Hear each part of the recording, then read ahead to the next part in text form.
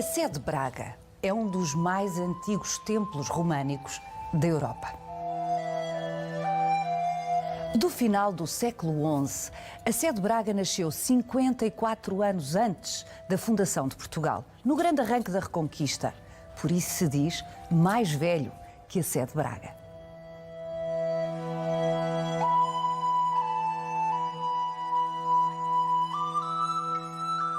A Sé de Braga é local de culto desde há 1000 anos. Missa todos os dias, ininterruptamente, desde há 1000 anos.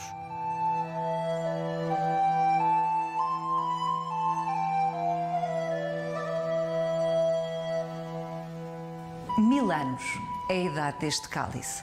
O cálice de São Geraldo fala-nos de um tempo em que os cristãos ibéricos estavam sob a influência do Islão. Vai querer saber mais? Venha connosco nesta visita guiada.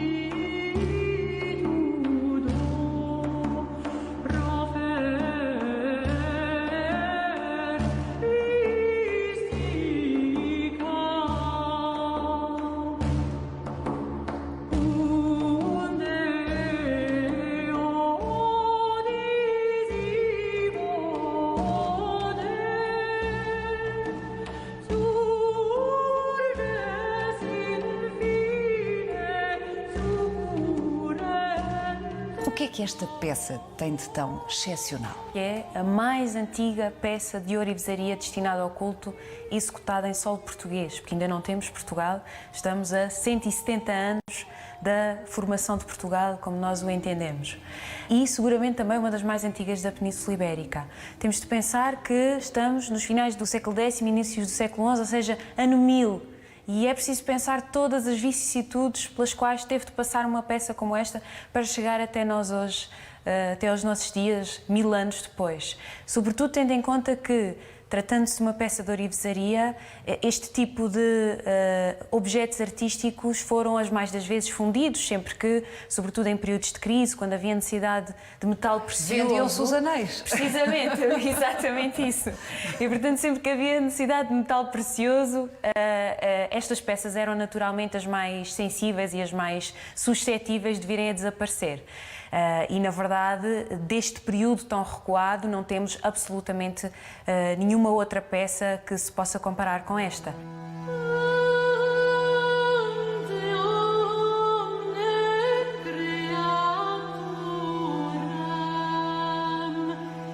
Os mais antigos cálices conservados em Portugal, como o cálice de Dom Gueda Mendes, que se encontra no Museu Nacional Machado de Castro, ou o cálice de Dona Dulce, que está no Museu Nacional de Arte Antiga, datam já da segunda metade do século XII, ou seja, peças produzidas 150 a 200 anos depois desta. Quando se fala século X, século XI, é uma bruma, não é?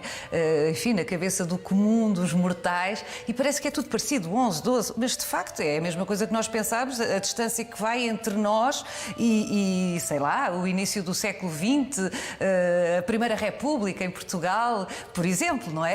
A distância é essa. Quando este cálice é produzido, os árabes estão na Península Ibérica, dominam a Península Ibérica há 300 anos. Não que dominem todas as partes da Península Ibérica, mas grande parte da Península Ibérica há cerca de 300 anos. Verdade. Desde 711 que os exércitos muçulmanos chegam à Península Ibérica e tomam conta de grande parte do território peninsular. Os cristãos que não se submetem, porque alguns ficam nos territórios dominados por muçulmanos, mas os que não se submetem ficam relegados às áreas, às regiões montanhosas do norte peninsular, em pequenos focos de resistência, e são esses pequenos focos de resistência que, a partir da segunda metade do século VIII, dão origem ao Reino das Astúrias, que no fundo é o ponto de partida para o que virá a ser a reconquista, como nós a conhecemos, que não é mais do que a conquista por parte dos cristãos, novamente de territórios, entretanto, dominados pelos árabes. Essa presença fortíssima dos árabes na península tem reflexos a vários níveis, desde logo ao nível da identidade cultural da Península Ibérica, mesmo entre os cristãos.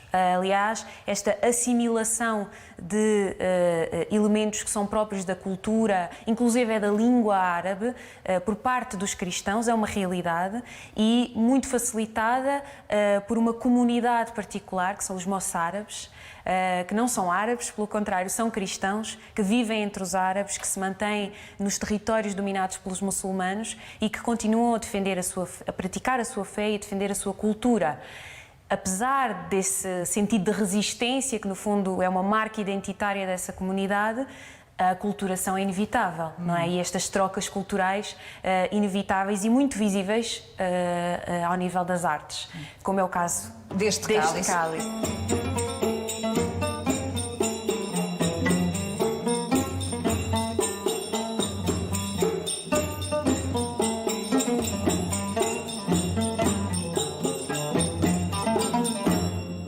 É impossível explicar absolutamente todas as condições históricas que envolvem esta encomenda, mas felizmente na base do cálice temos uma inscrição que nos fala de duas personagens que são os antigos detentores desta peça e, portanto, os seus encomendadores, e que são os condes Mendo Gonçalves e Dona Toda.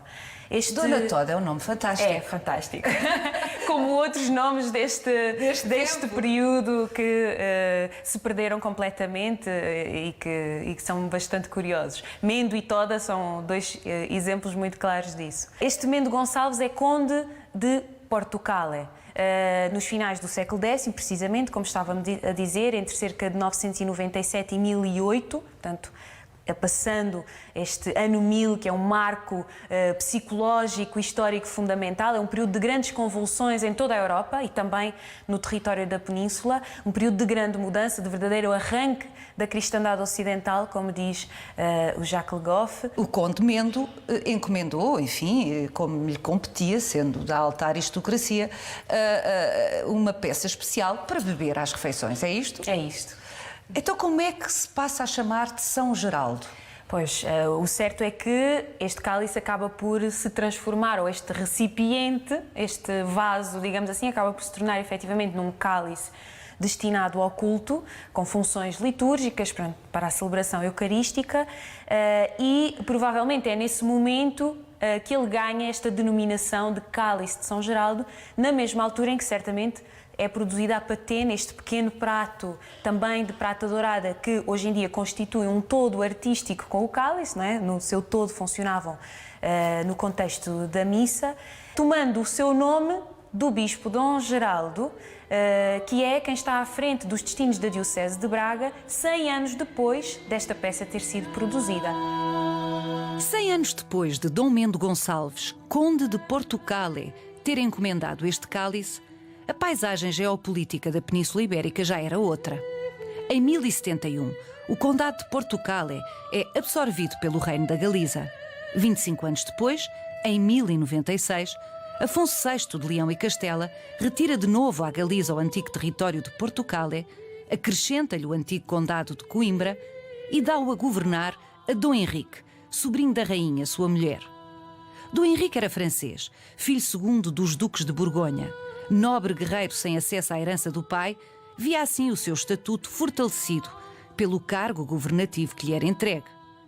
Dom Henrique serviu lealmente Afonso VI à frente do novo condado portucalense, sem deixar de reforçar a identidade do condado no seio da península.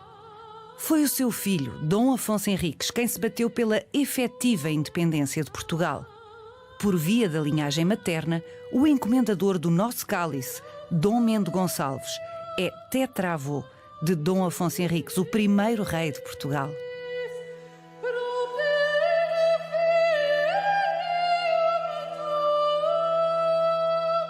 E, entretanto, o que faz aqui aquele cofre?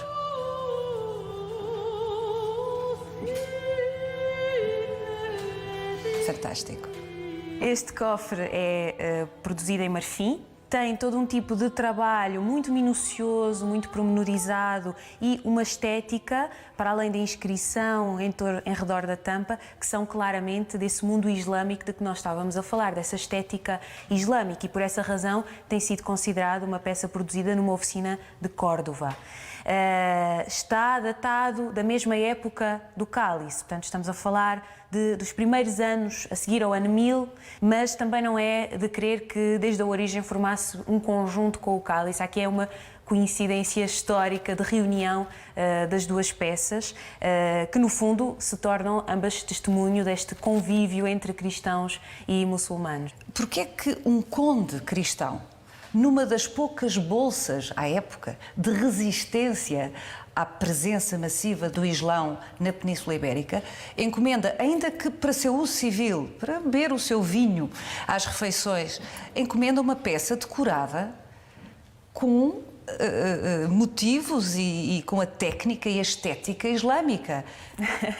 Na verdade, esta peça é representativa desta síntese cultural que se opera na Península neste período, e que é uma síntese entre essa cultura cristã de influência asturiana, do Reino das Astúrias e depois do Reino de Leão, ao qual pertence o próprio Condado de Portugal, e a decoração da copa, estes motivos vegetalistas, os animais, tudo isto representa muito dessa cultura artística verdadeiramente cristã peninsular, uma síntese entre essa cultura e a cultura islâmica, e que é uma síntese que se verifica, digamos, em toda a península, síntese cultural que se opera no seio dos próprios reinos cristãos, porque há uma contaminação natural, porque há um fascínio enorme por esta cultura riquíssima que é a cultura islâmica, mesmo que oficialmente a religião seja repudiada, porque o é, não é? Mas numa série de práticas, como são as artísticas, de uma forma muito evidente, há esta assimilação, este contacto entre os dois mundos, inclusive através da circulação de gentes. Seria excessivo dizer que nesta altura há uma superioridade cultural, estética? Não estou a falar da presença política e militar, estou a falar de cultura, sofisticação. São mais sofisticados os islâmicos? São mais sofisticados. Os bárbaros eram os cristãos? São mais sofisticados na maneira como entendem a cultura e como a praticam. Isto também não quererá dizer que, no limite, os povos coabitavam pacificamente? Ou é uma extrapolação excessiva? Não.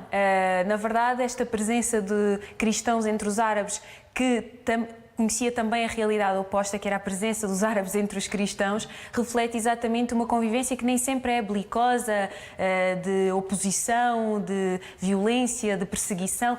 Existe, é certo. Não é? Porque há aqui um contraste religioso que é determinante da identidade e das práticas e da maneira de ser e de estar de cada uma das comunidades. Mas há também convívio pacífico em muitos momentos, sobretudo até ao século XI, até um momento fundamental que é a Batalha de Salaca, que tem a ver com a vinda para a Península Ibérica dos almorávidas, que são uma comunidade de berberes que tinham formado um forte império no norte da África e que vêm para o território peninsular exatamente para apoiar o poder muçulmano na península. E esses sim são ferozes? Esses sim são ferozes e, portanto, criam-se atitudes muito mais radicais de um lado e do outro. Mas no tempo de Dom Mendo e Dona Toda havia ainda uma coabitação que era em grande parte pacífica. Uma coisa eram as ações militares, as conquistas de território, outra coisa era a coabitação entre povos que permitia este tipo de contaminação. Claro. Porque senão era impensável que um conde cristão aceitasse que um copo onde bebia vinho às suas refeições fosse decorado com motivos islâmicos. Até porque os próprios artistas eram muitas vezes precisamente moçárabes, não é? E a presença de moçárabes entre os primeiros ourives, e é desse domínio que estamos aqui a falar, é uma realidade que se traduz muito claramente neste cálice. Sugiro que continuemos a nossa conversa na Capela da Glória, que nos dá conta de como esta influência islâmica perdura pelos séculos em Portugal.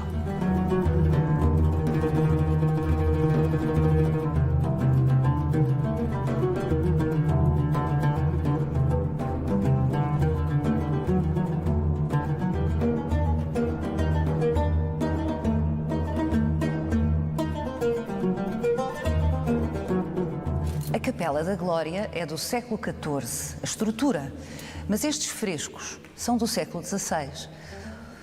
Isto é espantoso. A reconquista estava mais que feita no que diz respeito ao território português.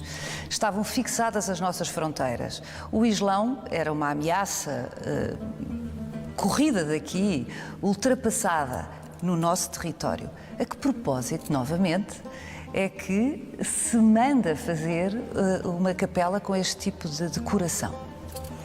Na verdade, aquela síntese cultural de que estávamos a falar a propósito do cálice e a propósito do ano 1000, não é? Entre uma estética cristã e uma estética muçulmana, um encontro entre duas culturas, é o ponto de partida de uma presença, de uma miscigenação, de uma síntese cultural que vai ser uma realidade da arte portuguesa ao longo de toda a Idade Média e que precisamente ressurge de uma forma muito evidente, muito visível, verificando-se que em programas perfeitamente cristãos, em estruturas perfeitamente cristãs, de contexto cristão evidente, como é o caso desta capela, apareçam elementos que são claramente herdados dessa estética muçulmana que, como se percebe, nunca verdadeiramente desapareceu. Era qualquer coisa de latente na sensibilidade artística do território português e que, no reinado de Dom Manuel, vai ser reassumida em pleno.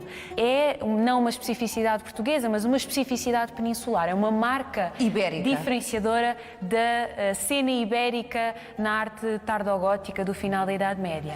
Há esta ideia de que durante séculos, de alguma forma, muitas vezes as nossas peças, e eu digo peças, podem ser pequenos objetos, como o cálice ou grandes catedrais, não eram consideradas muitas vezes interessantes para a história da arte universal porque não representavam a pureza de nenhum estilo especificamente, eram sempre misturadas com outros elementos e essa falta de pureza, não era românico puro, não era gótico puro, não é? E esta falta de pureza, de alguma forma, desvalorizou a nossa arte, a arte em território português durante muito tempo. Hoje não é assim. Hoje, pelo contrário, esse discurso historiográfico tradicional está ultrapassado, não é? Da busca da cópia perfeita do modelo primitivo de cada um dos estilos, que também é um conceito muito datado ao nível do discurso da historiografia da arte. É esse tipo de pensamento, essa busca da repetição do modelo hoje está ultrapassada. Pelo contrário, como dizia, o que se tem mais valorizado são, por um lado, os momentos de transição, mas também as expressões artísticas que, tendo raiz no modelo, desvirtuam, lhe acrescentam criatividade. As singularidades, as exceções, as especificidades. Portanto, aquilo que as zonas cinzentas. Aliás, a Sé de Braga poderia ser uma espécie de síntese, também ela, da história da arte portuguesa, porque foi tão intervencionada ao longo dos séculos, por tantas escolas, por tantas correntes artísticas, que tem presença de todas as modas na arte ao longo dos séculos. É isto. É um lugar histórico e é um lugar fundamental de afirmação do poder religioso no território português e de afirmação do próprio território enquanto entidade política autónoma que virá depois dar origem ao Reino de Portugal. E, portanto, é uma tentação para todos os reis, claro, ao longo dos séculos, porem a sua marca neste templo primordial da Portugalidade, de alguma maneira, não é? Nomeadamente Dom Manuel. Claro que não resistiu. É evidente. Isso vê-se logo na fachada da igreja, que tem uma Galilé, perfeita estética do século XVI, a própria cabeceira da igreja transformada sob o ímpeto renovador do arcebispo Dom Diogo de Sousa, portanto, tempo de Dom Manuel I. Isso evidencia essa tentação de ir renovando, adaptando a igreja ao gosto de cada época e, no fundo, demonstrando a riqueza, a capacidade de intervenção e de atualização artística de cada figura histórica. E é esta impureza que dá este caráter único à Sé de Braga. Exatamente.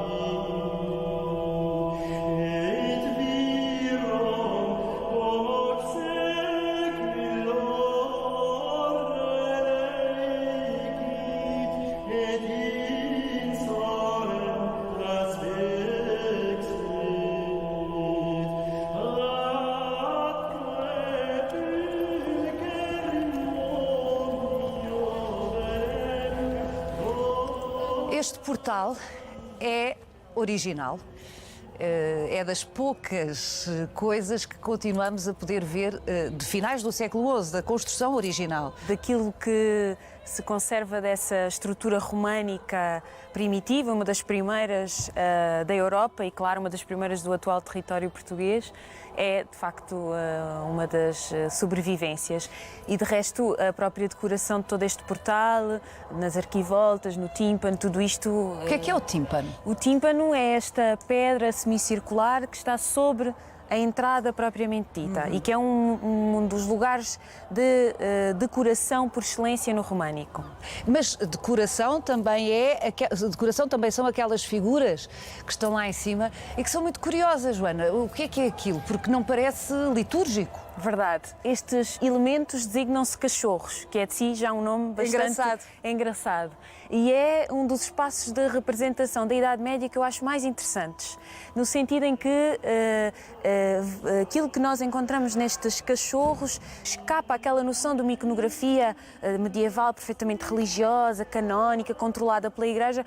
Pelo contrário, o que os artistas, os escultores fazem ao nível destes cachorros é pôr em exercício a sua liberdade criativa, representando temas que pouco têm a ver, de facto, com o mundo religioso em que eles se integram. É o imaginário popular que aqui está representado. Perfeitamente, e por isso encontramos bailadeiras, músicos, temos ali uma figura do homem com o olifante, que é aquele instrumento que ele sopra e que tem exatamente a ver com esse sentido de vivência popular, do cotidiano, de festividade. Encontramos animais, alguns perfeitamente imaginários, seres fantásticos, como é próprio também deste imaginário muito rico do mundo românico. É, de facto, um espaço de grande liberdade decorativa. É como se, porque está longe do olhar, enfim, tem que se fazer um esforço para olhar para cima e para focar, os artistas se permitissem soltar um bocadinho do programa estrito da encomenda religiosa que têm e expressar-se. Presumo que são documentos importantes para os historiadores e para os investigadores compreenderem exatamente o cotidiano e o tipo de fantasia que habitava a cabeça das pessoas naquele tempo. Precisamente. E por isso um testemunho fundamental, já que esse mundo mental, cultural, que está mais ao nível de uma vivência cotidiana, popular e não erudita, é o que mais nos escapa nos documentos escritos, que são a base documental por excelência. Por isso, representações como estas são para nós riquíssimas, preciosas, sem dúvida. E um sinal de uma, volto a dizer, de uma liberdade criativa que não esperaríamos num mundo como o medieval, que afinal não é assim tão controlado como parece ser à primeira vista.